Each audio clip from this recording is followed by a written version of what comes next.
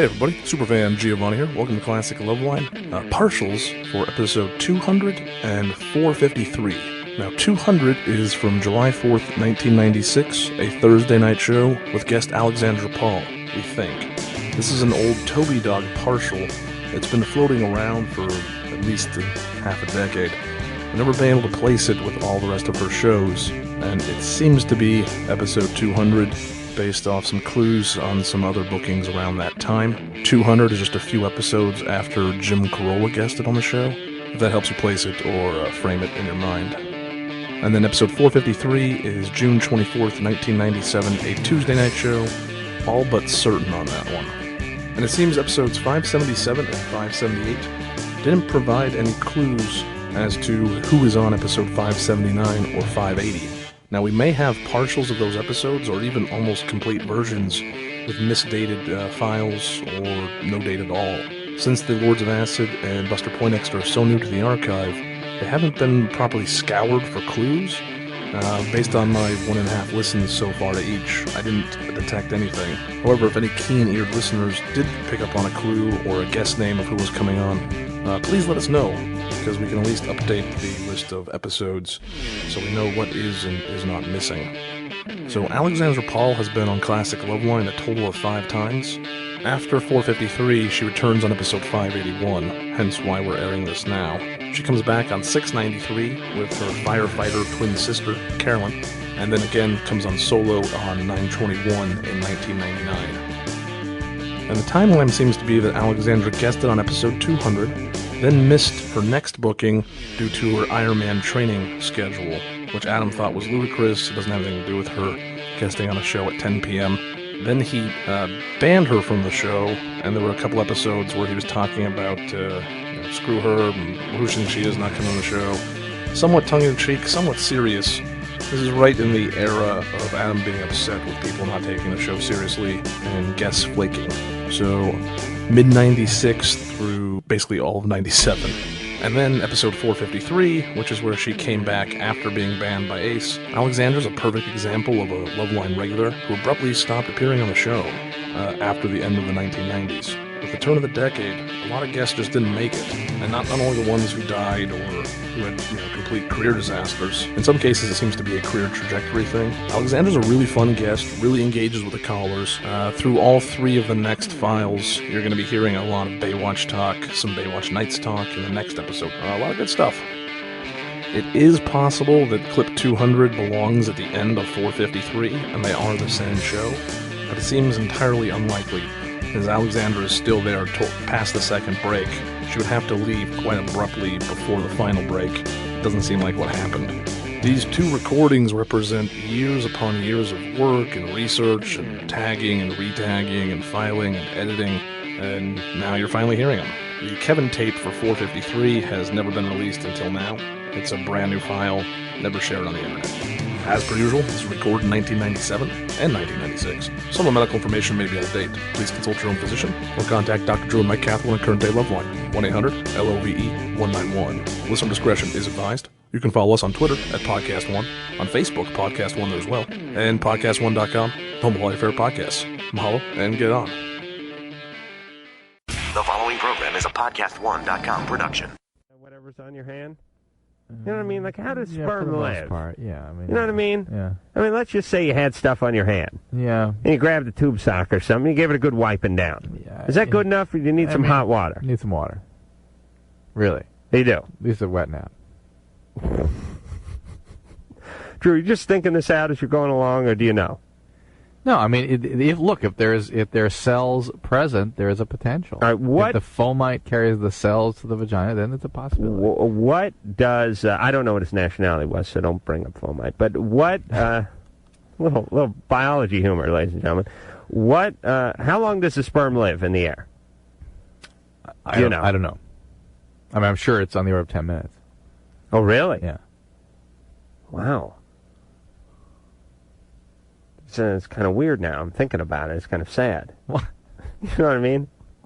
What are you I'm hearing my own sperm cry out from the hamper. Adam, why did you do this to me? Oh, for God's sake. And those little elf voices. Let us out. It's dark in here. Caitlin. Yes. Hey, you're 22. Yes. Mm-hmm. I mean, maybe longer than 10 minutes, by the way. Maybe substantially longer. Boy, I feel bad. Caitlin? Yes. Are you upset with us? Or? No. All right, then what's your damn question? Well, I'm a lesbian, and I'm trying to find a way to tell my mother, and she's Catholic Irish. And I don't want to go out and just say, hey, Mom, I'm gay. What about Dad? My dad passed away. All right. Yeah, your mom's Catholic Irish? Yes. All right, so about 5 o'clock, she's good and loaded? Yeah, tell her then. No, that wouldn't be good. I don't know how to tell her. I don't know what words to Do you say. have a partner now? Yes, I do. Are you living with her? See, there's a long story to this. Like, my best friend, Derek, he's been posing as my boyfriend for like 3 years now. Wow. So, Is he gay? no, he's not. No. Does he? He doesn't get any sex then, though, does he? No, he doesn't. Okay. There's a sitcom here somewhere. My Lesbian Daughter. I wish. Have you ever discussed the topic with your mom, not as it pertains to you, but just sort of lesbianism in general? No, not really. She's really touchy about that. Mm-hmm. I watch Ellen now, so I don't know. Does she put pressure on you? Yes, she does. Wants you to get married? Yes. Definitely. Does he like the guy who? Does she like the guy who she thinks is your boyfriend? Oh, yes, she loves him to death. Is it important to really? you to confront your She mother? calls him son all the time. Is it important for you to confront your mother about this? Yes, it's very important. Why? And I don't mean that in an attacking way at all. I mean, I'm curious. Why do you need to do that? I don't know. I think she should know. I think it's a very important. If you're worrying about her feelings, she doesn't need to know. Okay, it's going to hurt her. Now, if you need her to know to feel good about yourself and to be heard for who you are, that's a different thing. Yeah. But she doesn't need to know. Okay. Well, it's symbolic. I feel like I'm hiding something from her. Okay, so you need to tell her. For yourself, you need to tell her. You want her to know you for who you actually are. Yeah. Is that right? So it's not about protecting her feelings. I spent a lifetime trying to convince my parents I was someone else. Don't you do that, Drew? Your parents don't know the real you. I'm just afraid that she's not going to accept me now. No, but here's what's going on, Caitlin. Because nobody knows more about lesbian issues than I. Or hiding from your parents, then. In the gay community in general. Here's what goes on. Mm-hmm.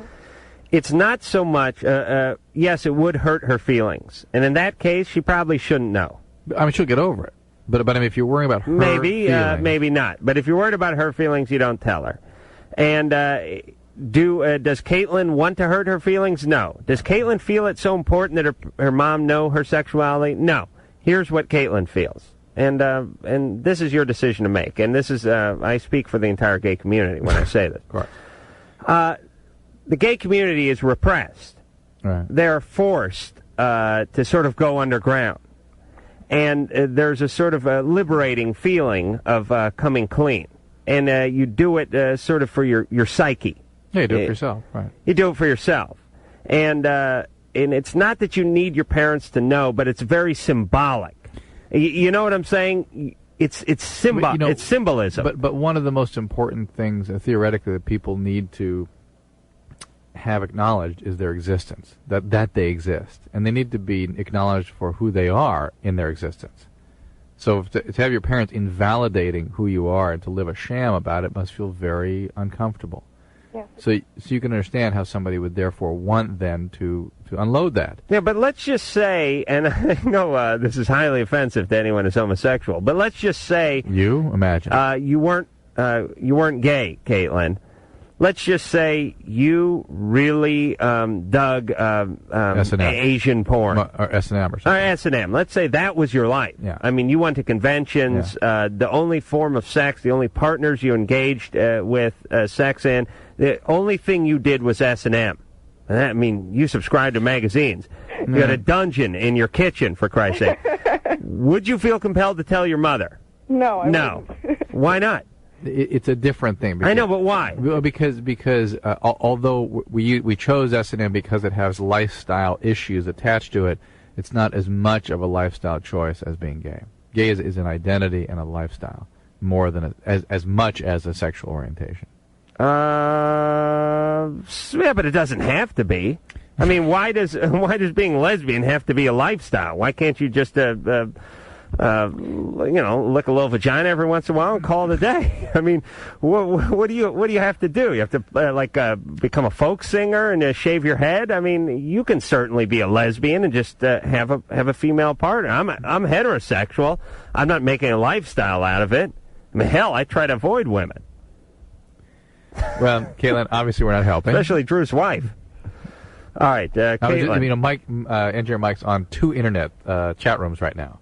Oh, yes. An AOL chat room and an internet chat went on for a second. Is that bored? They were talking about entertainment. What? He wanted to be entertained. Right, yeah, exactly. Tired of just staring at the flashing lights on the board. No, it's hard to listen to that. All right, Caitlin. Yes.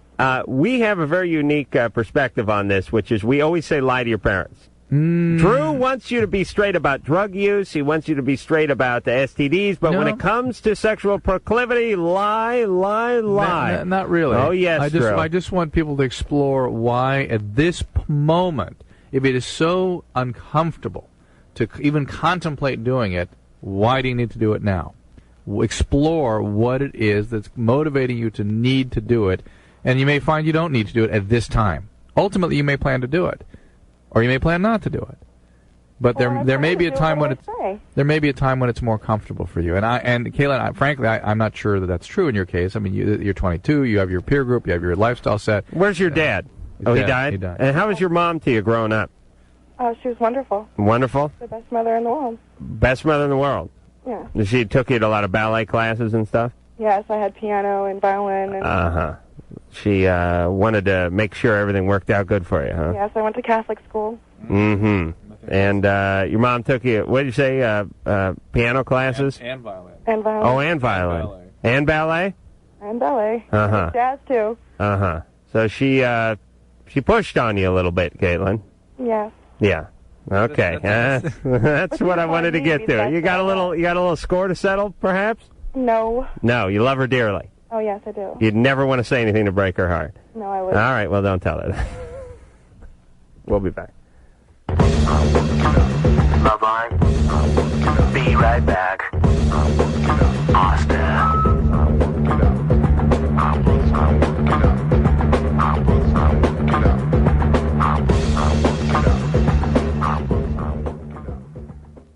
Guess what? What? It's really easy to stay up to date on everything that happens on this and all your favorite Podcast One shows. Nice! Just follow us at Podcast One on Twitter.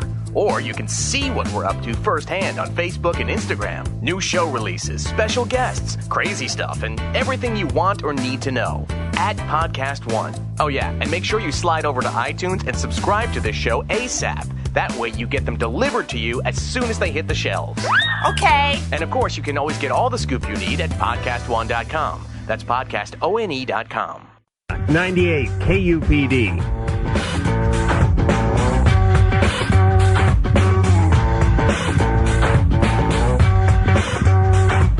Hi, I'm Saffron. I'm Tim.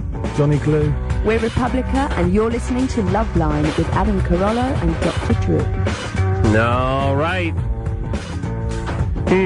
Yeah. I think we're making a comeback here, Drew. We suck like never before. No, I think we're really making a comeback. Please. Loveline, here's a little piece of email a concerned listener sent me concerning a remedy for my horrible sunburn. It's a fax. All right, Drew. For Christ's sake, does anyone know? I've never burned, but my sister has when she was younger. And the only thing to do is deal with it. Okay. You could soak in a tub all night, I guess. Love the show, Natalie. Brilliant. That's what I was talking about when I was talking about remedies. I wanted somebody who's never had the problem that I'm having, but sister had one 27 years ago, and her method of correcting it was dealing with it. Or I could soak in a tub all night and drown at 4 in the morning. Oh, please. Rory, 14. Hey, I was thinking about getting my tongue pierced, and, I was just wondering, what problems could happen from it, and what would happen if I, wanted to get rid of it 10 years later. A problem I consistently worry about is the nicking of the lingual artery, which would cause your tongue to swell to the size of a grapefruit or a basketball. I'm not a and basketball. Include your airway. And it's a terrible concern. I've seen infections in tongue piercings, and they have not been terrible, but I've seen them. Well, let me tell you something that happened to a good friend of mine. And the tongue piercing will seal up very quickly if you take the piercing out. Go ahead. Like 10 years later. I was in the middle of talking. Come on. Well, you were not. Yes, I was. You were done with that lingual artery crap. Go ahead. What happened to you? All right, Rory. Yeah. Good friend of mine I went to high school with. Mm-hmm. And got his tongue pierced when he was like, must have been 17, 18. And, they don't just put like a hoop through it or something. They put that barbell with the screw-on nut at the other side. The screw-on nut somehow came undone and lost it and hadn't seen it for it must have been like 6 months. And then was feeling pain later from his groin. And during a football physical checkup, when you play for the football team, they give you that thing. And when the doctor was down checking for a hernia, he found a small little ball inside of the guy's scrotum sac. Okay? And he had to perform surgery, and there it was. What? Inside of the scrotum sac. What are you talking about? I have no idea. I just made that up. Yes, you did. That was pretty good, though. No. I had you going, Drew. Yeah, I was going to... Rory, you were there with me, weren't you? Yeah, try to scare kids out of doing it. That's my question is why, but okay. I guess we finally figured out, Adam and I, that it was some sort of expression of sexuality, I guess. Screw you to your parents, basically. I'd go with the parents one. Yeah. All right. I also got a second question. Yeah. I've been taking Claritin for allergies the last week. Uh-huh. I don't know if you've heard of it. Yeah. But I've become really oversensitive in my mouth. I don't know if it could be because of that. Are you using any inhalers also? No, I have nothing that's the only thing I'm on. Claritin, the only medication you're taking? Yeah, only thing. Well, does it feel like the mouth is sort of burned? Well, even when I'm breathing in, you can feel like a stinging in your teeth almost. Your teeth. Well, the one thing, if you feel like the cheek and tongues have been burned, that's a common symptom of a yeast infection or thrush in the mouth. Claritin, you're taking 10 milligrams a day? Yeah. It doesn't typically do that. Claritin is a medication with very little side effect. The only thing I've ever even read about or I've certainly never seen, is a little bit of liver toxicity potentially. There's a new medicine called Zyrtec that works perhaps a little better than Claritin. If you're having that side effect from Claritin, you can try Zyrtec. All right, leave your folks alone. Make sure it's not Claritin D. If it's Claritin D, you may just be drying yourself out so much that it's irritating you. Carrie. Yeah. You're 24. Yes, I called about your sunburn. Yes. And I also want to say that you guys are doing a really good job. Well, thank you. I called about your sunburn. Wait, Carrie, but not tonight. Not tonight. Not tonight. Well, really? Yeah. No, really. It's all right. Okay. Really. I mean, we might as well be honest. Sucking like never before. I think I've gotten better. But I still think you're kind of sucking, Drew. No, I am just sucking wind big time. All right. So about your sunburn? Yes. My mom always said vinegar. Take a cool bath with vinegar. Oof. And it takes the burn out. Yeah. And well, here is an interesting thing that there are. Are you sure your mom wasn't talking about douche? I'm positive. Here you go. There are soluble mediators of inflammation in the skin, such that a very hot, very soapy shower will actually solubilize some of those and take them out of the skin, so to potentially decrease the inflation. Right. I'm not interested in theory here, Drew. Potentially. The reason. Do you realize the level of pain that I would have to endure to take a hot, soapy shower? Right. That's why I was putting it in that context. I don't want to take the blame. Here's what I'm talking about. Drew, you hustle your fanny out to the wagon and grab me some Vicodin from underneath the passenger seat, and let me just call it a night. Okay? Yeah. Thanks, Gary. Okay. All right. Tamara. Yeah. 23. Well, I have a recommendation for your sunburn. I am a redhead, and every year I burn. Oh. And I tell you what, I found the most brilliant thing, and I'll tell you, it works great. Run you a warm bath and get some of that oatmeal bath and put it in there. When you get in, when it hits sunburn, it just cools it right away. What oatmeal? What is this oatmeal bath? You've never heard, you know how when kids get chicken pox, they tell you oatmeal bath to stop them from itching, help them to heal? Yeah, but one of the ideas, these, a vino bath. Yeah. A vino bath. Where do you get that stuff? Anywhere. You can go to Walgreens to get it. It's anywhere that sells it. It's called oatmeal bath. It's called a vino. A vino. A vino. That is an idea. Okay, a vino. A vino. Avenu. Aveno. A-V-E. All right, listen, I'm not going to do it, so forget it. I really don't want to do anything that involves taking care of myself. My thing is, I've been with my boyfriend almost 5 years. We had been apart for a year and a half. He had left because we were constantly fighting. It was right after my son was born, and he was about 5 months old. What were you fighting about? Every little thing. What it was primarily? mostly me. What was the matter with you? I was always thinking he was cheating. He never gave me any reason to, but... Did you feel vulnerable now that you had a child? It might have been. Whose son was it? His? Yeah. Did you go through some physical changes that you felt bad about?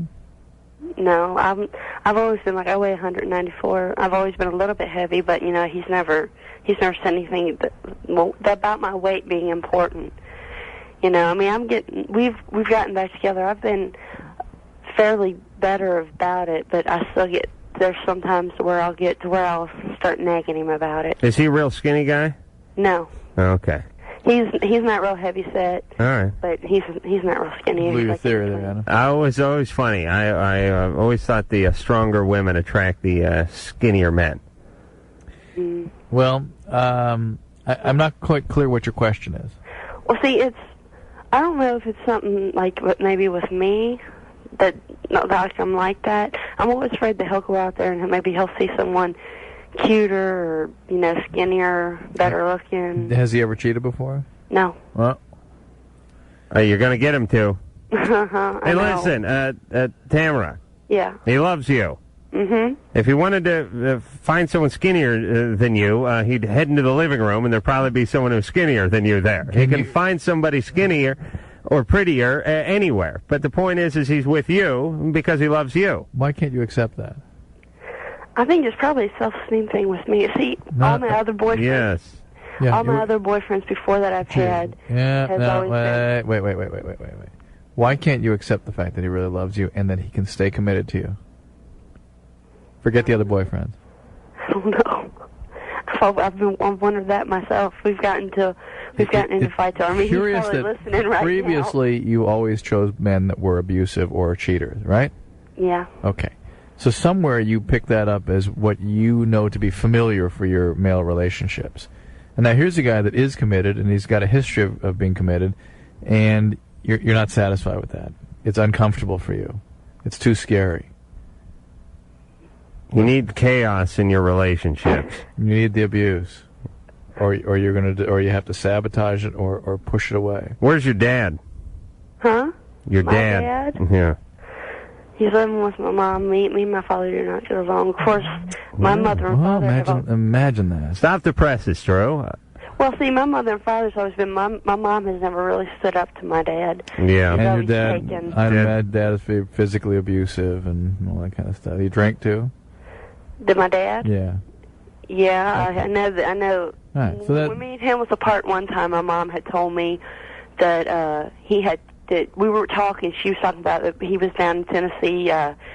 He was down there cheating on me and all this and that. And I said, "Mom, he won't do that. He's not like that." All right, but this is what you have come to know as father, as male, as your primary intimate relationship was this.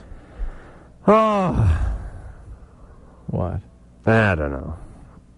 Listen. She needs to just find a way to be comfortable with this and contain these impulses and try to focus on the positive feelings in this relationship and realize that he does love you and be open to that and don't be afraid of that. All right. Don't sabotage it. Don't relive the relationship you had with your dad over and over and over in every male that you hook up with. They're not all dad. Well, thank God she didn't. But now that he's not dad, she's got to make him dad. Ooh. Loveline will be right back. Why? Because we like you.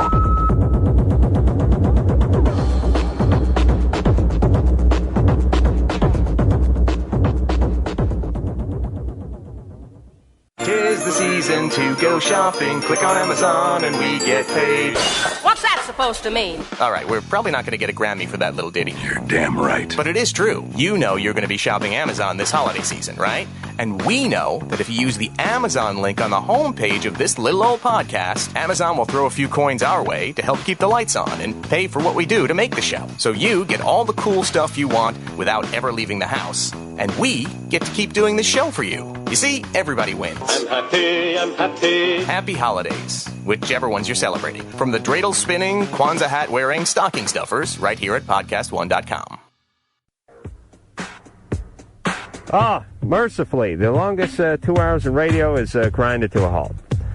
All right. Let's just get out of here. Yep. Alexandra Paul from Baywatch. Yes. Until next time, I'm Carolla for Dr. Drew saying mahalo. My lover likes me a lot, but sometimes I'm scared because he is very active. He gives me oral sex. I just give him a hand. Well, why couldn't you just use my penis? This has been Loveline. The opinions expressed herein are certainly opinions. That's for sure. If you'd like a written transcript of today's program, you probably should have written it down yourself. And if you did, we'd like a copy. Loveline producer Ann Wilkins. This broadcast was copyright 1997 Westwood One Entertainment. This music is MXPX on Tooth and Nail Records. Sit, Obo. Obo, stop dragging your butt across the carpet.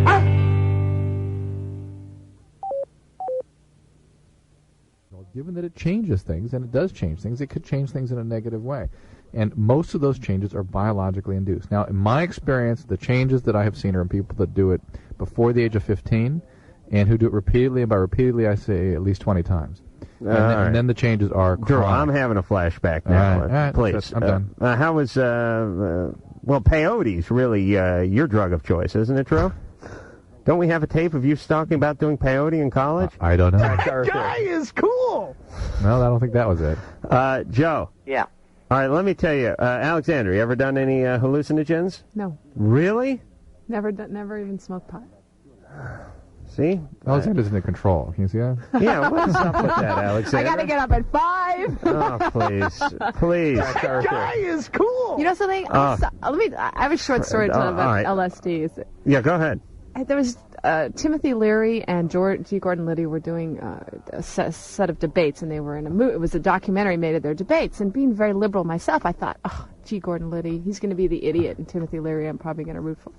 I saw this documentary, and Timothy Leary, from doing so many drugs, was completely whacked out. Right. I actually liked G. Gordon Liddy. Yeah. Larry was on this show a couple times a few years ago, and he came in. He's booked next week, isn't he? And no, okay, he's not. But he came in here and he couldn't figure out how to put his headphones on. Wow. His spatial. Well, listen, when you do enough hallucinogens, you don't sweat the details. You're busy trying to work out cosmic. My perceptions about him. This was a tremendously brilliant man, apparently, and he quoted some literature he had done in the '60s. It was just unbelievable stuff. He basically invented group therapy. I mean, he really refined it anyway and developed landmark psychology literature this guy published.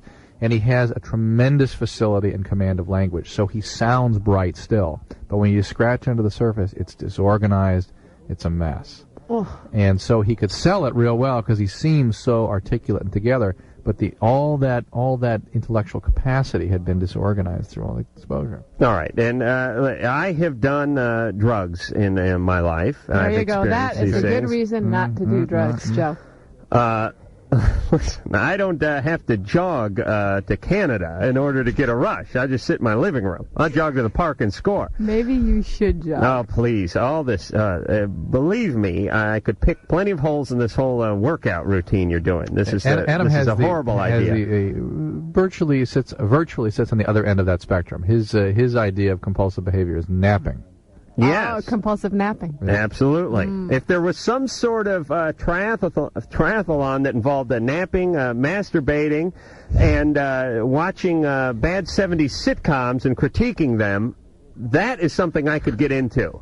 The Sponge Man. I don't know what it is. Maybe watch like a half hour of Dallas, followed by the A-Team, and My Mother the Car, and then you smoke a bong load, masturbate, and make up some macaroni and cheese. This is a sporting event I could become interested in. All right, I will give you my thoughts on LSD and mushrooms after this. Why don't you try rapping at this time? Yo, kick some favorite stuff and Loveline will be right back in a minute. I'm sorry, that was really bad. You're just not straight like me.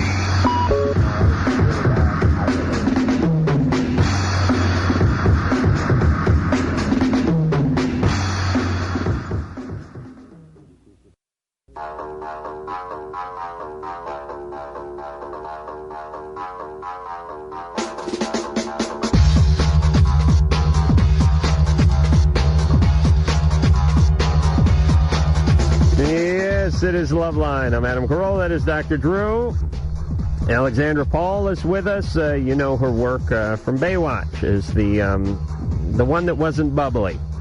The lieutenant. The one you thought you had a shot at on Baywatch. I liken you to Kate Jackson back when I used to watch Charlie's Angels. Even though I was 12 and a half or 13, I thought I had a legitimate shot at Kate Jackson because she was... she had the black hair. She wasn't as busty and what? You're trying to say I'm average, aren't you? No. Well, let me explain. When you're surrounded by these silicone-laden with women with the hair out to here and the nails over to there and the tucks and the nips and all that kind of stuff, you come in between them is a little more accessible. See what I mean? You don't watch that show and go, I could nail that Pam Anderson, because you think she's probably with some rock band. And sure enough, you'd be right. But you see Alexandra Paul and you say, now there's someone sensible. There's someone I could really nail.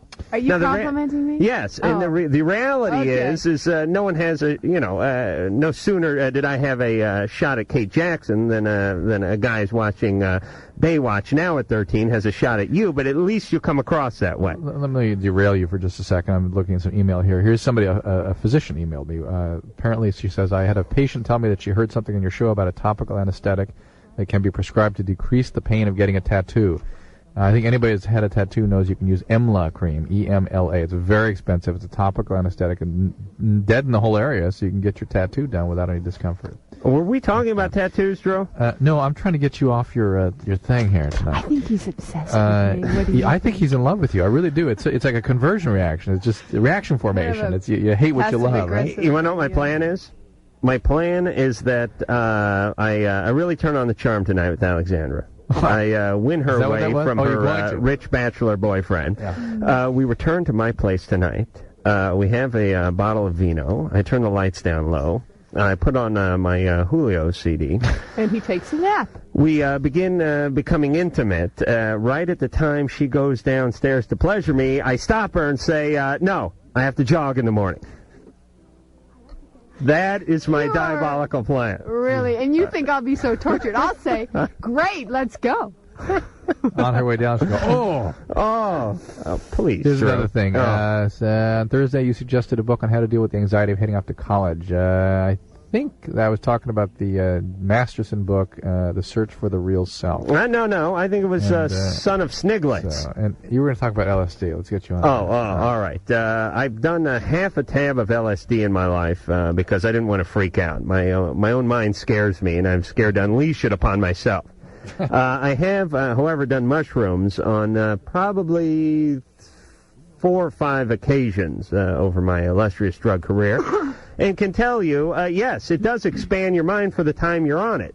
Just like when you go to Magic Mountain and you climb aboard one of these incredible roller coasters, you are having a good time while you're on it. Then when you get off it, your back hurts. You're able to sort of think about... All right, that's enough. Drew made it funny, everybody. When you get off it, you're able to think about what it's like to be on it, but it doesn't really make you any wiser. You just sort of know what it was like to do it. Right. And someone goes, hey, now you know what it's like to be dropped from a 40-story building and come out in one piece. And you go, yeah. And then they go, all right, how are you going to apply that to work tomorrow? And you go, I don't know, but I know what it's like to be dropped. So that's basically my take on LSD and or mushrooms. Claudia, 15. Hi. Hey. Hey, Adam, I just want to know, do you still have that problem with your sunburn? Yes. Oh, yeah. Oh, Alexandra would be very impressed to see that. Oh, can I see it? Would you like to see my sunburn? Yes. Well, you should probably be impressed with how you got it. I got it. Well, let me tell you what happened, Alexandra. I was driving home late from the studio on Sunday night when I noticed some smoke coming from a tenement. Because I often drive through the dicey part of town just because I like to keep in touch with my roots. Well, I noticed a Filipino family on the third floor screaming out the window. And, of course, I was there before any trucks or paramedics had arrived. Is this true? I took my... Adam, you're full of crap. Oh, what happened then, Claudia? You said last night that you're marching in the gay parade. All right. Well, it was either that or the fire. I can't... I was in the gay parade, too. You were? Not this year, a couple years ago. Really? Yeah. I didn't know you were a lesbian. All right, you want to see? Yeah. All right, now don't touch me, though. I'll try not to. Hold me back, Drew. All right. I'm telling you, a lot of this Claudia, stuff I'll give you a blow-by-blow. is starting to blister up. All right, Drew. Yeah, let's look. I know this is the world's tallest order for you because you've only been doing radio for 14 years, but do you think you could cover for me for about 15 seconds while I turn around away from the microphone? Yeah, Claudia, what's the deal? All right. Claudia? Okay, hi. Yeah. Do you want me to give him his tip for his sunburn first? Yikes! Let Adam? me see that. Does it sting? Oh. Sting is what you feel when you're squeezing a lemon and you get some in your eye. This is more like you were dropped out of a speeding truck. Drew, Drew, just because you're a doctor doesn't mean you can touch everything. What are you doing, Drew? I'm looking at what you got going there. Well, try excruciating. putting some vinegar on it. Oh, we got that one. No, that sounds like it would hurt. No, actually makes it feel better. Let me ask the Baywatch queen. on. What? Now the cord is on me. What did you do on Baywatch when they? You know, actually, we had so much. I personally had so much body makeup on because I don't like to get a lot of sun because I'm in my 30s, and it's bad for you. And Adam, I think maybe you might be in your 30s too, so it's bad for you. She sees the hernia truss, and it's surmised I'm in my 30s. Yes, although as a man I look distinguished in my 30s. And you're saying as a woman just enough hair for you here, Alexandra? I think you should shave. Oh, please. You haven't seen downstairs yet. All right. Claudia, you're saying, what'd you say? Then you wouldn't use the word shave if you saw that. Vinegar? Yeah. Yes. Sheer. All right, I will do that. Okay. Do you have a question? Yes, I do. This is for Dr. Drew and Alexandra, because I'm not sure if I'd want to take your advice, Adam. What is it, kick Adam's ass night? You're my stern but groovy master, Adam. That's what I needed to hear. Okay. You probably already know my age, right? 15. Right, and I'm going on 16, and I have not yet had a boyfriend. I've gone on no dates. I've been told that I'm a very attractive person, and I know that I'm smart because I was ranked 25 out of 800 in my class. Wow, good for you. Did you go to a special school? No. No. Okay. I consider myself pretty much popular. I have a lot of guy friends. All right, we got the picture. Are you worried that something's wrong? Yeah, and I want to know, is there anything that I could do? I mean, is there something wrong with me? Why you aren't attracting men to ask you out, or why you aren't able to follow through and start dating? Which is happening? Why I'm not attracting men to ask me out. So nobody asks you out? No. Do you think they could be intimidated by you? I don't know. Has anybody ever expressed an interest in you? Yeah, but How many times has that happened? once or twice. Outside the family? Yeah. What happened? Give us an example of one of those. The one that was most likely to result in something. What happened? Well, he was in a couple of my classes, and we flirt a lot, and I expressed interest in him, and I think... How did you do that? The basic flirting, you know, I was around him most of the time. I talked to him. I would gently touch his arm when I talked to him. Guys are pretty thick, though. I mean, but go ahead. You know what I mean? Guys really have to be like led around by the nose. Was he 14 or 15? How old is he? He's the same age as me. Go ahead. And so what happened? And he just didn't... Well, I was thinking about asking him out on a date, and one of my friends found out that I liked him, and she decided to take it upon herself to talk to him, and he told her that he just liked me as a friend. So I decided not to say anything. Alexandra, how'd you do in high school? Or junior high? It's high school. High school. This is high school. Well, I mean, like ninth grade on. 9th, 10th. I had boyfriends, but I was... You swung pretty good. Very... I was nervous around boys, and I think I've learned since that boys are actually quite terrified of girls. Oh, you didn't know that? I didn't know. No, I didn't know that. I thought that I was the only one who was nervous. Right. I think that, gosh, 15 is young. Yeah, you got plenty of time, Claudia. Yeah, it's really hard to be in a rut at 15. Now, dating-wise. Yeah. Are your friends all having boyfriends and things like that? You feel I feel kind of awkward because we're always going places and they're with their boyfriends and I'm just there. I think there's nothing wrong if you like a boy to ask him, if you're going out with a bunch of people, to ask him to come along too. I think that's the least threatening way to get to know somebody. And what do you think, Drew? Yeah, I think that's great. It's excellent. Horribly unrealistic. No, I think it's a good idea. But there's somewhere, Claudia, you got to examine what role you play in this, and I don't get the sense of what it is. Whether you are frightened of men when they approach you and they sort of pick up on that, and you sort of recoil in some way, and they have no skills with which to get through that. Listen, and again, let me paint a scenario for you. They think she is this wonderful perp up on a pedestal. They get up the energy to go ask her. They ask her, and she kind of recoils. They're not going to keep going. They're going to be intimidated, too, by that, and they're going to back down. Right? You see that? Yeah. All right. What are you, on the dream team all of a sudden? No, that's not what's going on. Listen, Claudia, I'm going to be realistic with you because so far Alexandra and Dr. Drew aren't. They're feeding you a lot of BS, and even though it might make you feel better, it's not going to help you date. Here's the situation. Some people date in high school, and some people don't. You can try to break it down until there's nothing left, until it's lowest common denominator. But when all's said and done, there's a group that dates and the group that doesn't. And which group were you in? I was in the group that didn't date.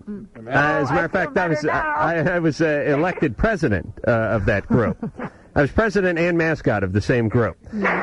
And here's the situation. It sounds like you're starting to head up that group.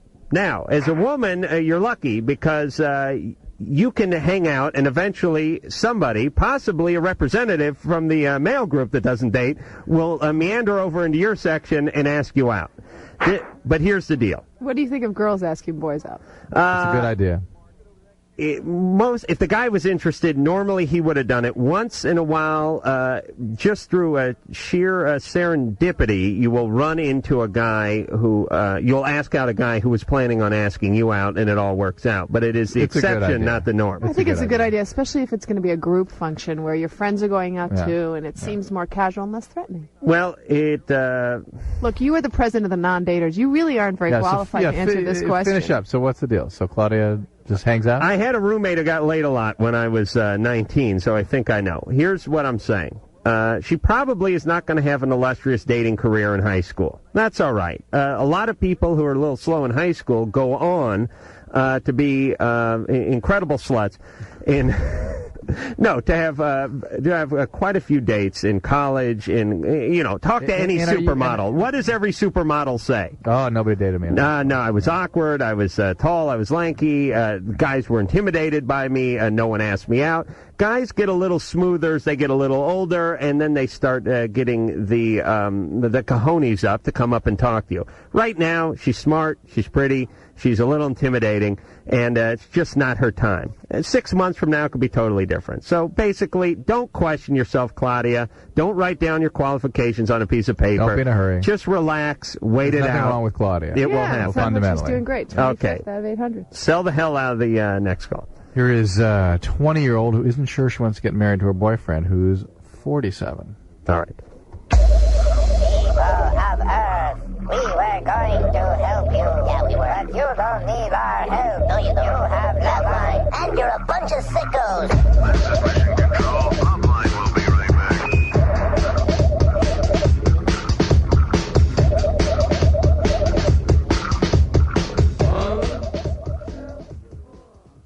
Real Rock, 98 KUPD.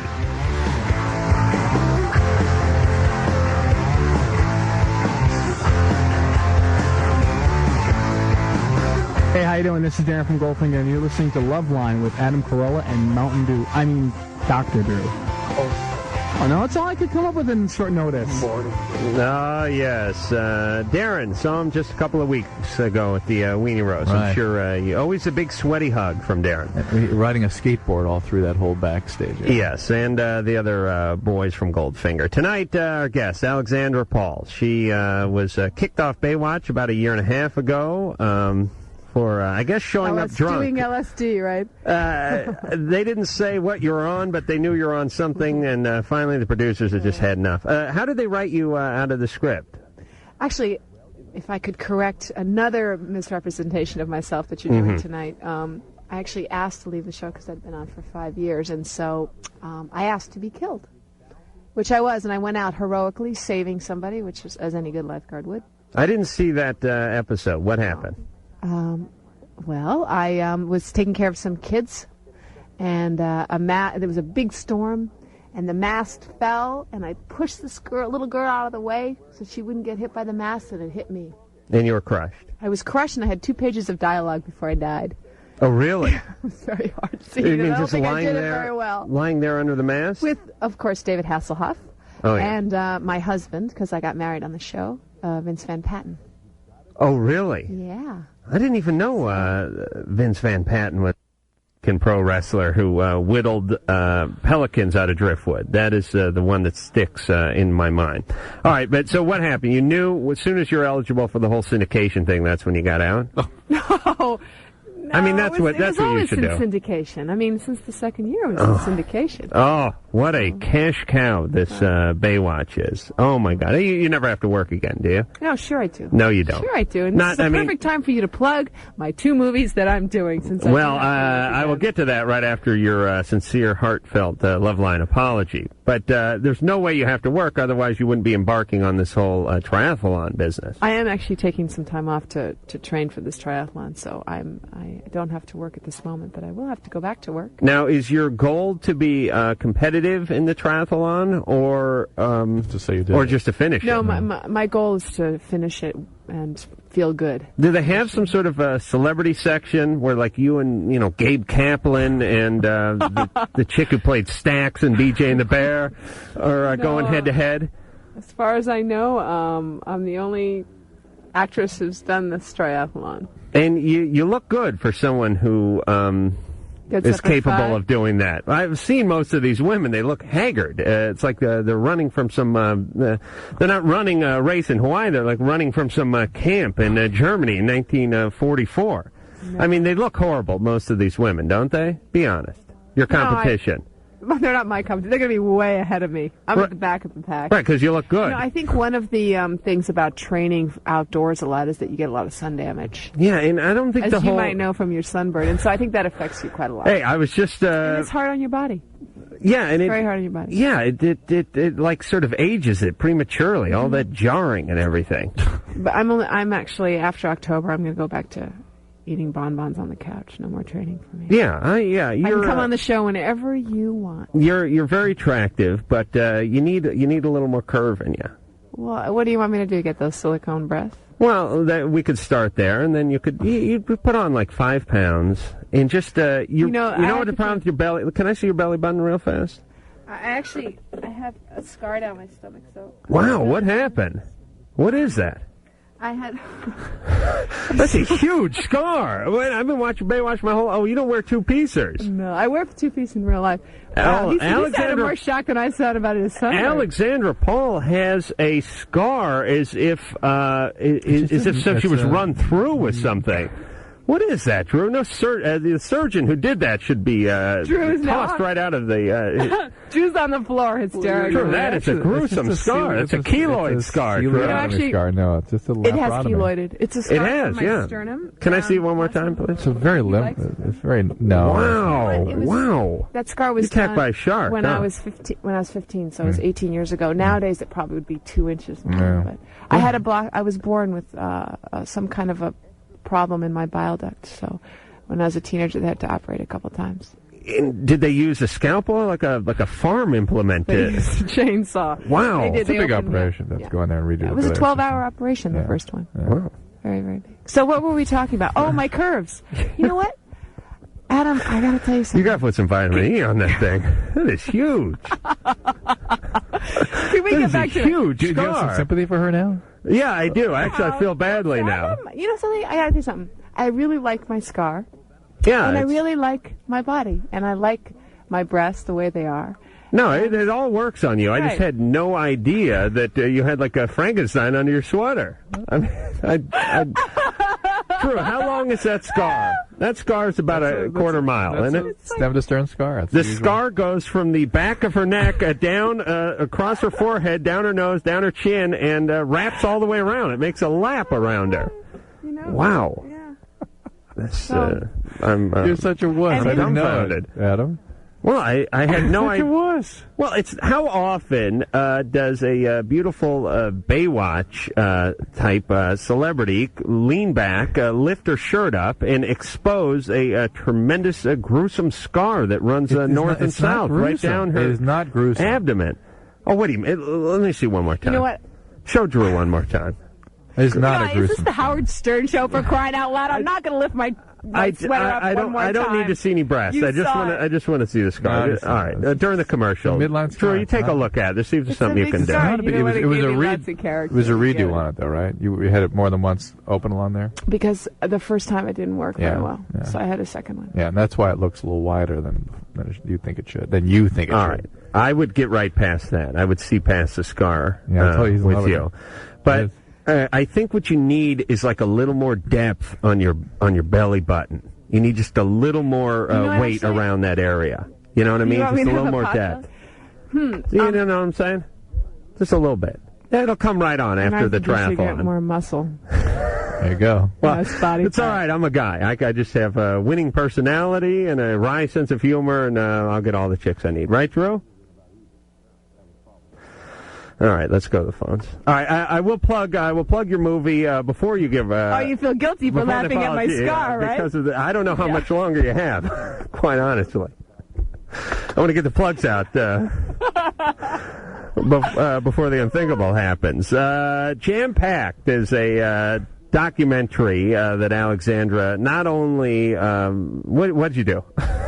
You produced it, you wrote it, you narrated. I co-wrote it, Mhm. and I produced it, and I hosted it. It's a documentary that's airing on PBS now about overpopulation. And this is, let's just stop here for 1 second, because this is a topic that is near and dear to my heart and Drew's as well. I don't believe our government in this age of information is talking enough about birth control and about teenage pregnancies and about world population and population in this country. I believe it's a taboo subject. I believe that we're not supposed to be able to tell anybody what they should do as it regards to procreation, or in regards to procreation.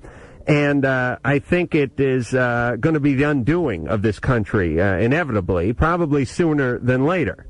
Too many stupid people having too many stupid kids they can't take care of, who are going to fill the prisons and become the future abusers, abusees, junkies, and murderers of the world. Are you done? Yes, go ahead. Actually, I agree with you that I think overpopulation is an incredibly serious issue. However, it's not about stupid people having babies or non-stupid people. It's everyone needs to have smaller families. But if only 2 smart kids people per had couple, kids, or- wouldn't it be okay? No, because no, not at all. It's You wouldn't, if I know smart it's people had 5 kids, that would still be a very big problem. not as big a problem if they took care of those kids, if they educated those kids, if they paid for those kids' schooling and their the bottom line taxes and is health care.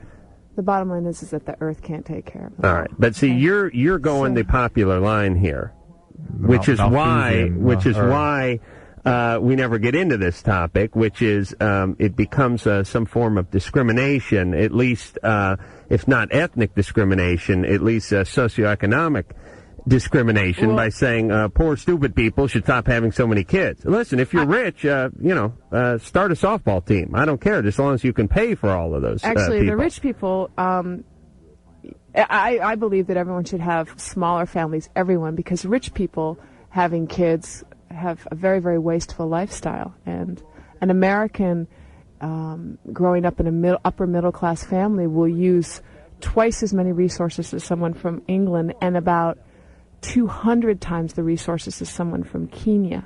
So the more wealthy you are, the more damage you do to the planet. So right. Rich people need to have smaller families, too. It's I very, think very the important. documentary should be entitled, Hey, Kenyans, get on the ball.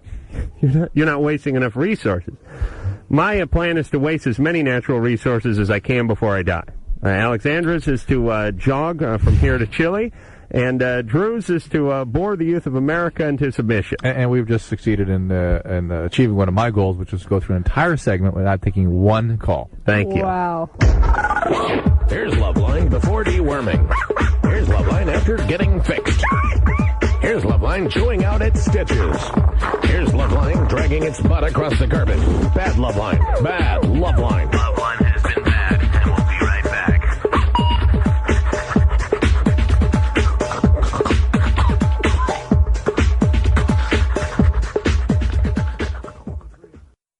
This is Loveline on 98 KUPD.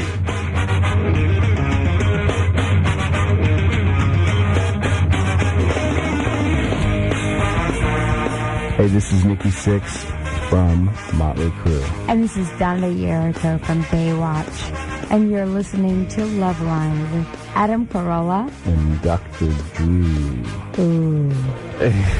All right, relax, everyone. Alexandra Paul, the woman I banned from the show, is here this evening. No, I'm not. Remember her scar? Yeah, well, the scar was good for the one plug, which is jam-packed, a documentary. Oh, wait a minute. Should I show you my other scars? So you'll plug my other two movies that are coming out that I'm starting to shoot this July. All right, hold on 1 second.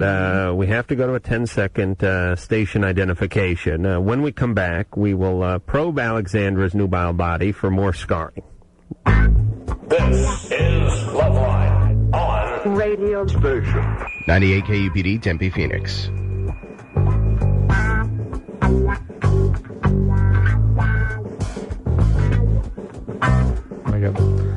All right, I'm Adam Carolla. That is Dr. Drew. He is a board-certified physician in business, and tonight our guest is Alexandra Paul. You probably know or knew her best from Baywatch, but she also did some movies like American Flyers and Dragnet, and what was the other one? Rattle a couple off. Go ahead. Christine. Oh, Christine, yeah. The car movie? Yeah. And I had a film on TV called Prey of the Chameleon with Daphne, actually. Daphne Zuniga? Yeah. Uh-huh. Whom Drew knows. Sure. And how many times you get her? No. Okay. I've been an actress for 15 years, so the list would be too long, Adam. Okay. All right, that means you don't have any. That means that means I haven't done anything. You did like an after-school special with Scott Baio or something. All Actually, right, I have worked with Scott Baio. Have you had sex with him? Because every other woman in Hollywood has had sex with Scott Baio. Is that just what he says? I know he's gotten Pamela Anderson, and didn't he get Nicole Eggert actually? Oh, did he get her too? Oh, I think so. And what's her name? I don't know. Is Ann listening to the show? No, she's not. What's the name from Melrose Place? Didn't he get her as well? Heather Locklear? Heather Locklear. I have no idea. Oh, I think he's nailed every blonde in Hollywood. All right, let's go. Drew, you're next, by the way. The only blonde that Scott Baio has not put his penis in. I'm gray. I'm not blonde anymore.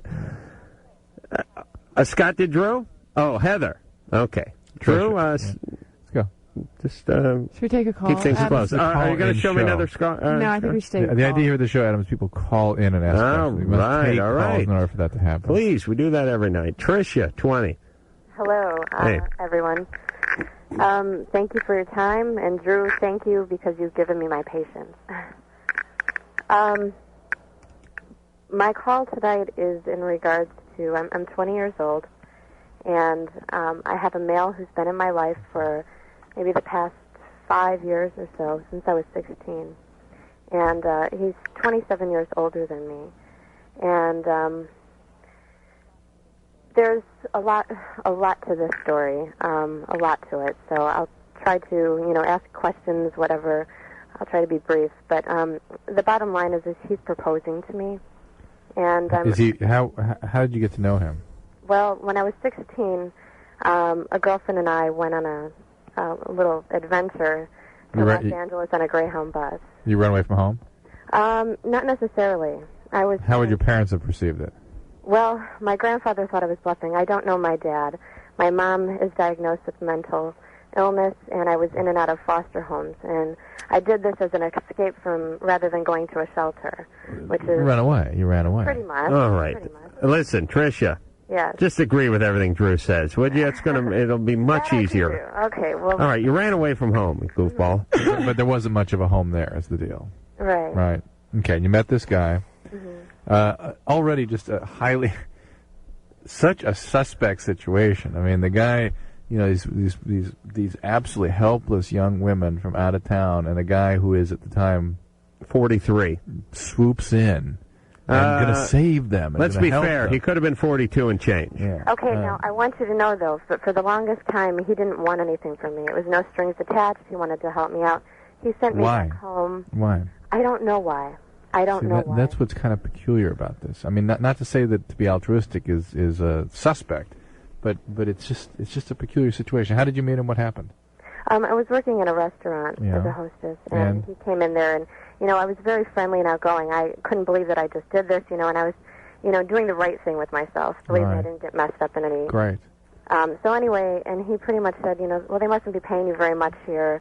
Would you like to come work for me? He's very successful, et cetera, et cetera. And did he have a family at the time? Did he have a wife? No, he's never been married. He's never had any kids. What business is he in? I don't really know. I don't want to get, you know. Well, here we go. He makes like novelty sex props or something? No, not at all. He's into real estate, and he's into, you know, he's an entrepreneur. And you worked for him for a while and didn't know what he did? You know, I worked for him, and it was a breeze. I didn't have to do anything. I just hung out, got lunch, and... Can I say something here? Yeah. You know, I just think... How old are you? I'm 20. I think 20 is too young to be considering marriage no matter what. Well, I totally agree. Well, see, there's a lot more to the story. I mean, I've had a very screwed up life. He was kind of interfering with my boyfriend. I came back to Chicago, and I shouldn't have said that, but I came back, and I had a boyfriend, you know, for 4 years here. And, you know, he kind of interfered with our relationship and stuff. And, you know, this guy and I are completely over, and it's better off that way.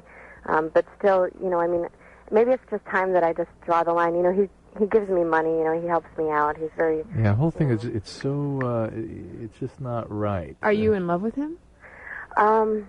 No. No, but he seems to tell me all the time that I could be in love with him and that he wants me to have his children. But you've known him for 5 years and you're not in love with him now. You know, I love him. Tricia, how would you know what love is? Have you ever had a close, loving relationship with anyone? In my life. Yeah, I mean, think about it. With those foster parents and grands, it's just what a chaotic life. I mean, it's going to take a lot longer to really sort through what your real intimate feelings are for another person. And this guy is really just imaginary. He's playtime. Well, as Drew would say, he's grooming you for his abuse farm. Well, that's my favorite drop, by the way. He is, and this grandiosity that he swoops in and you know, he's going to rescue you and take over, and you don't even know what he does for a living. Think about that. That's how elusive he is. Listen, the guy was 43 and picking up a 16-year-old at a Denny's and taking him back to his dungeon, his lair, his farm. All right, listen, Tricia, here's the bottom line, because we have I swore to producer Ann we would get in a call and a half this 20-minute segment. Here's the deal. I am sane. Drew is sane. Alexandra Paul is sane, although horribly scarred in the abdomen. She's completely sane. And the three of us are telling you, who are not totally sane because of this horrible upbringing you've had, this guy is wrong. Believe me. Alexandra's an actress. She knows. All right? He is wrong. Now, work on yourself. Unfortunately, we don't have any more time for you, Tricia. I'm sorry, but we have to go on to other calls. Cross this guy off the list. Don't get married till you're 30. Don't get married till you're 30. Don't have kids till you're married. Don't have kids till you're 40. And I don't think she should be accepting money from him anymore. Oh, absolutely. Draw boundaries in this relationship. And wait till you see him escalate. Oh, boy. This is what stalkers are made of. All right. All right? Be careful. Please, Tricia, be careful. Call us back. Let us know what Did Hasselhoff ever come on to you? No. A little bit? No. I mean, he did play his He's girlfriend. I played his girlfriend.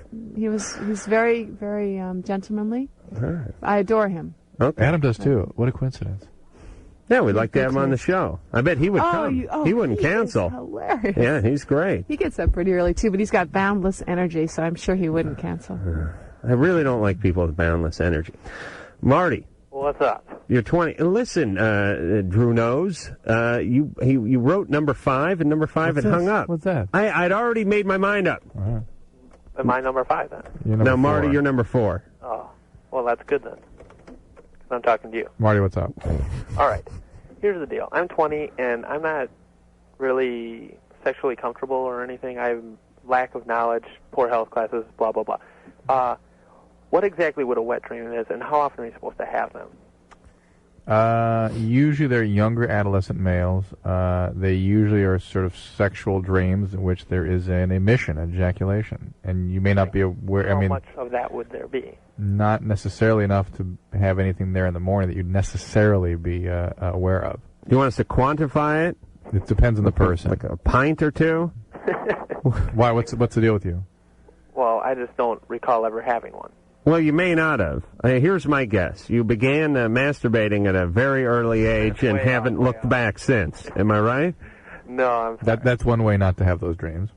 Okay. I had a boyfriend who said that he never had a wet dream. But did he begin masturbating at an early age? And I'm sure doesn't everybody? No, I did not start until the age of 16. Although I've been double time ever since then. You've been making up for Oh, certainly. Well, I made up for those 2 years. What's Marty's deal? What's happened to you? What's happened with me? Yeah, you said that's not the case with you. Well, I've never masturbated that, I mean... Have you ever had an orgasm? No. Are you on medication?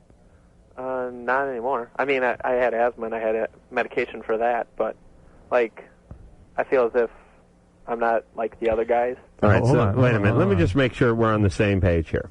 You're 20 years old. Correct. You've never been with a woman. Correct. You've never masturbated. Right. And to the best of your knowledge, you've never had a wet dream. Right. Never had an orgasm.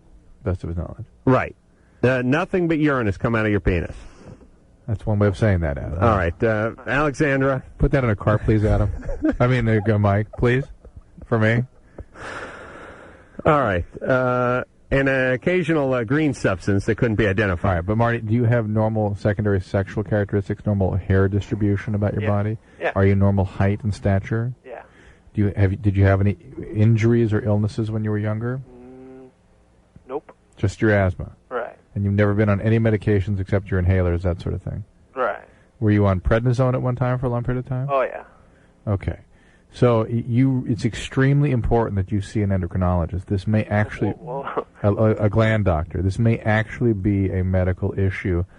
I'm guessing it is. Yeah, I suspect it has to be. And it might be. I'm trying to think how exactly the steroids could have suppressed your development this way, but clearly something. I suspect something has happened. Can I ask a question? Yeah. Do you have a sex drive? Do you want to masturbate and you can't get an erection, or how? No, I just don't believe in it. But he likes smoking pot. You smoke pot? No, I'm holy. Oh, you don't do anything? No.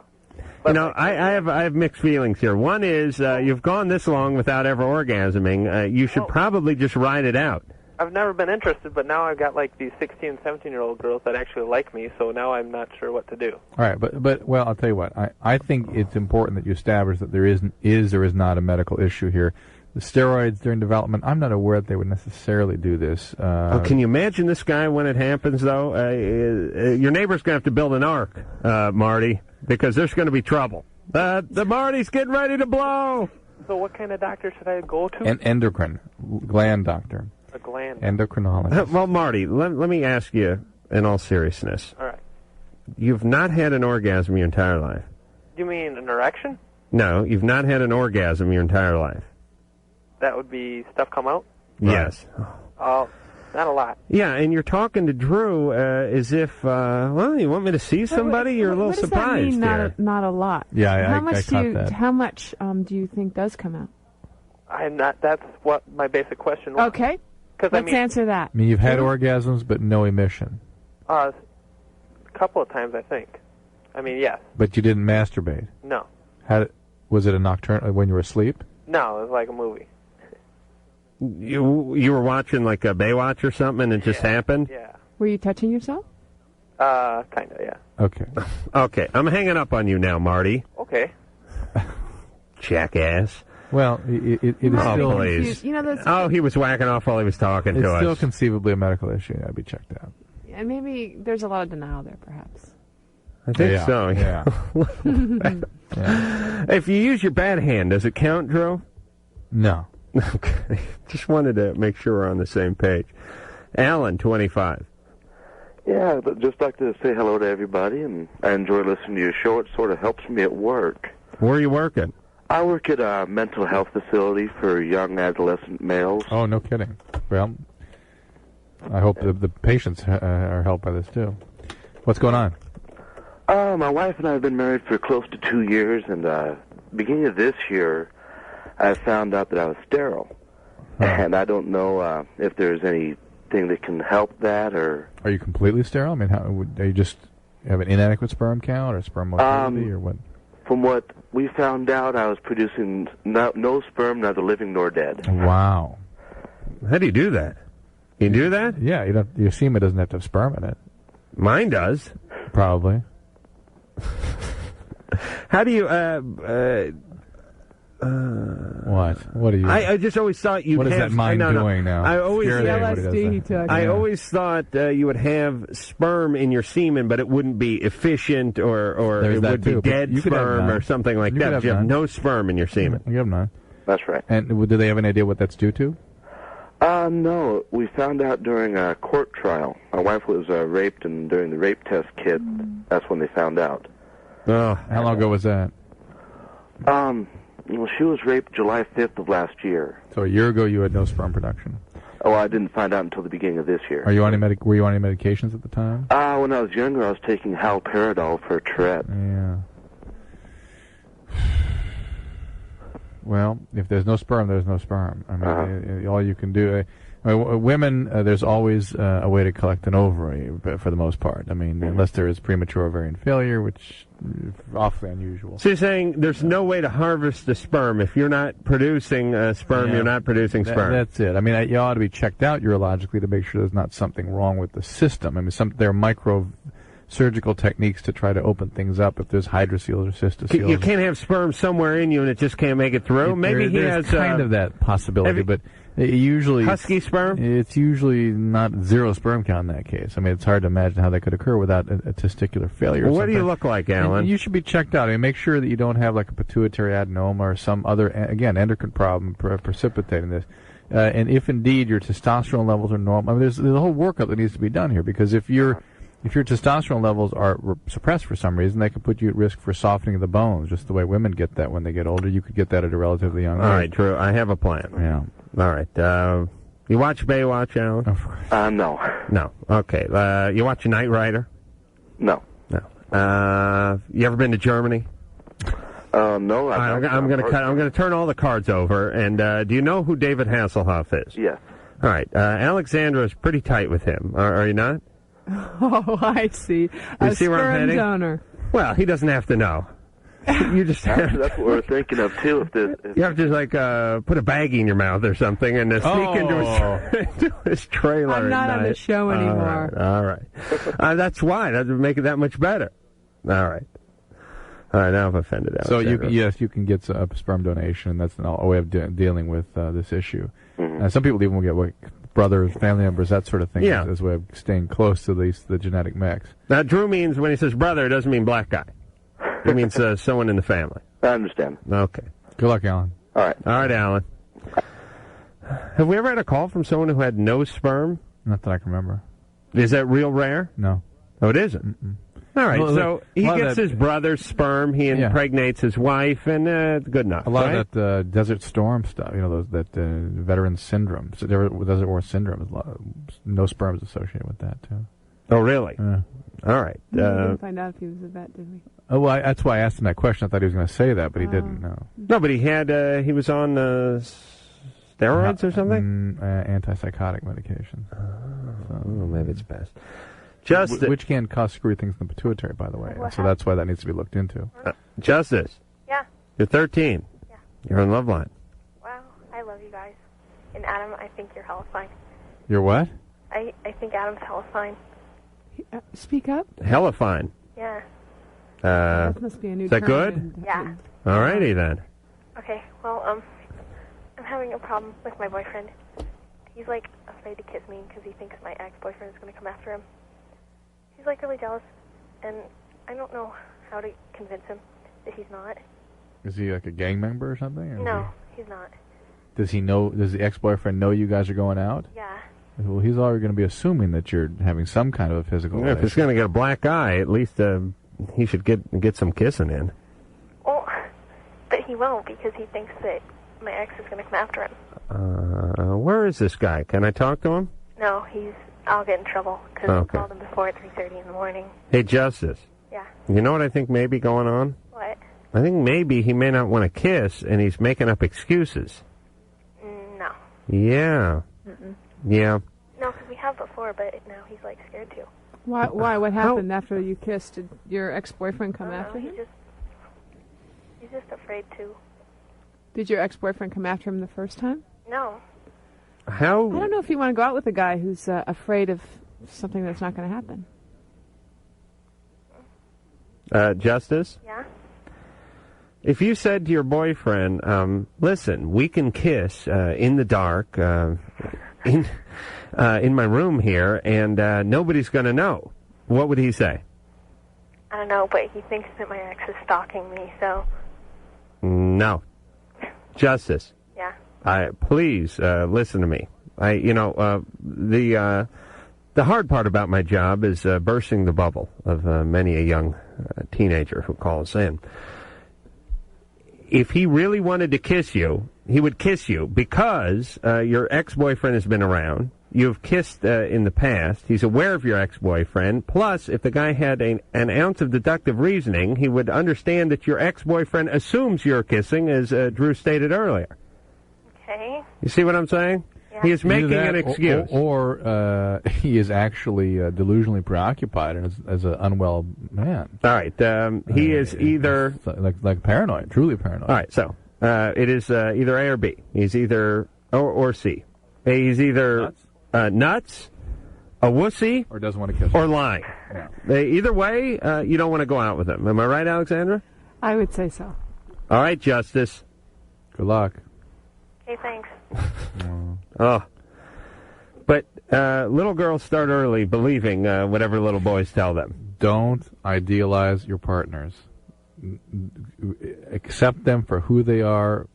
Experience reality on reality's terms. Don't make somebody into somebody they are not, because that's what you need them to be. And look at the bottom line. The bottom line is he is not kissing you.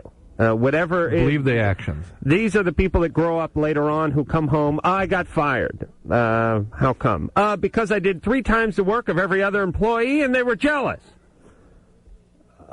So your boss is single-handedly attempting to run the company into the ground by firing his best employee? Yes. No, I don't know. It must be. Must be. I don't know. Yes. I got a bad grade in biology because Mr. Dilberti has it in for me. Is that the name of your biologist? That was the name. The guy failed me. Yeah.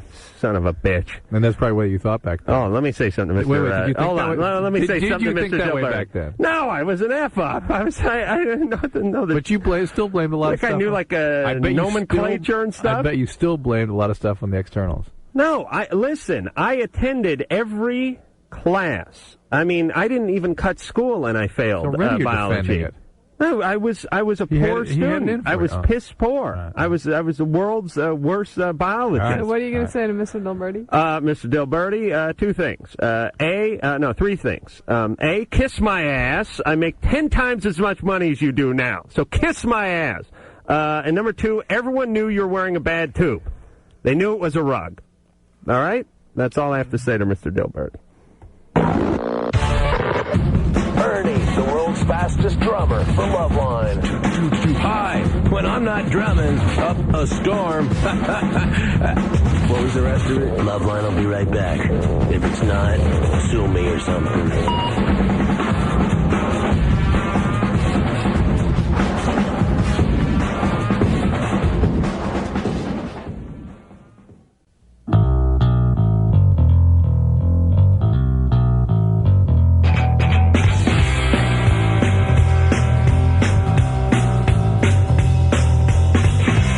Hey, this is Carrot Top, and even losers like me listen to Loveline with Adam Carolla and Dr. Drew. Turn on your radio, they'll give you a big hug.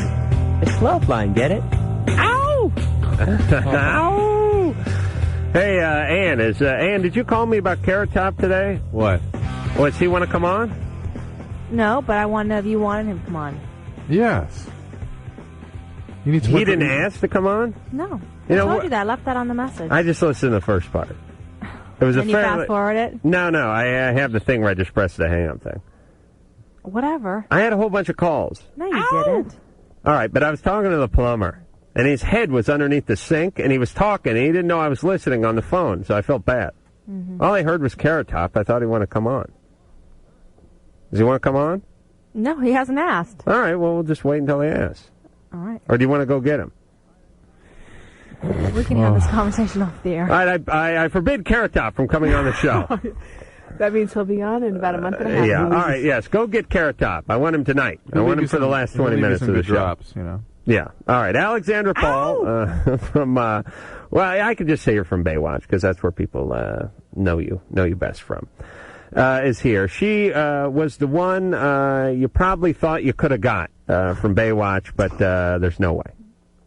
But there's no way because I'm very much in love with somebody else. Oh, you are? Yes. Guy? Yeah. Oh, really? Mm-hmm.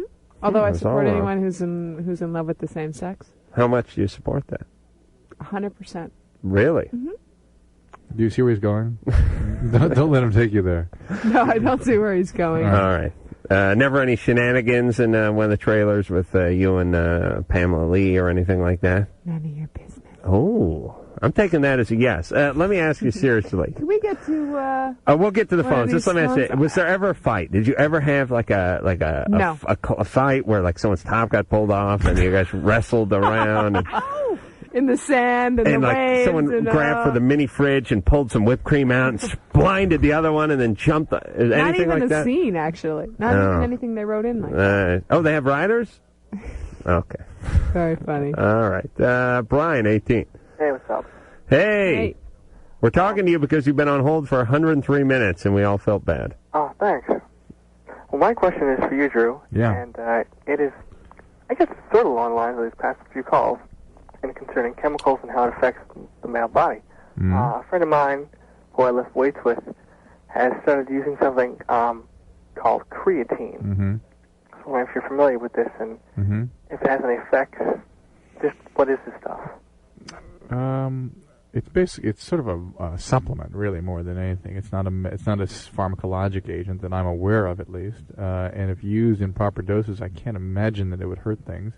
Really? I mean, it's sort of on the order of taking amino acids. Is it Alexandra? You should comment on this. Actually, I can comment on that because I have a friend who recommended it to me since I'm in all this training, Adam. Yes. But he said that it made him very grumpy, made him very irritable. But he did feel that it was a supplement that helped his training, but you have to use it in very small doses. You don't use a lot at all. Where do you get it? Health food stores. Mm-hmm. And I don't know how you use it, but you just use a little bit, but just to be warned, it makes you irritable, at least in the beginning. And that was his feeling about it. It's not an anabolic steroid per se. All right, so it's safe when used in the proper dosage, right, as far as we know. Shadozi. Hey. Ooh. Did I say that right? Well, it's going to take a long time to correct you. Okay. Hi, Shadozi. Hey. You're 14. Yeah, 14. Yes, you're on with Alexandra Paul. Hi. Hello. Well, I was calling to say a couple of things. One being that I go to school in Massachusetts, so I don't get to hear you guys during the school year, and, I really like your show. And another being sort of to the person who called before. And by the way, we are in Boston now. You are? Yeah. We just started. I don't have time to listen to radio, really. So, summer is the only time that I really get to. The hell are you it's doing? on at 10 p.m. in Boston. What kind of school you going to? We don't have time to listen to the radio. Phillips Academy? Yep, PA. How did I know that? I don't know. Hey, you read the screen? Because I went to Amherst and had to compete with a bunch of guys from Phillips. And I went to Groton. Oh, no kidding. Yeah. Oh, my God. Was that in Idaho? It's in Massachusetts also. Oh. It's a prep school. It's like a potato Phillips. dish, so I associated it with Idaho. So did you go to Phillips Exeter or please. Phillips Andover? Oh, please. Oh, now it starts. Okay, let's talk about your question. All right. Well, I just wanted to make a comment before about the whole situation about daters and non-daters in high school. Uh-oh. And you're Phillips alumni? Yeah, no. Not yet. Oh, okay, you're not getting any then. Yeah. Yeah, Right. boarding school's different though. No, but I was just wondering what the comment that Drew made about guys being sort of dense or thick or whatever. I don't know. It definitely goes with the fact that different people take how far they go with giving you signs differently. Mm-hmm. So you can't really assume that she's touching me on the arm or whatever. Right. Right. Guys are very. This concludes another PodcastOne.com program.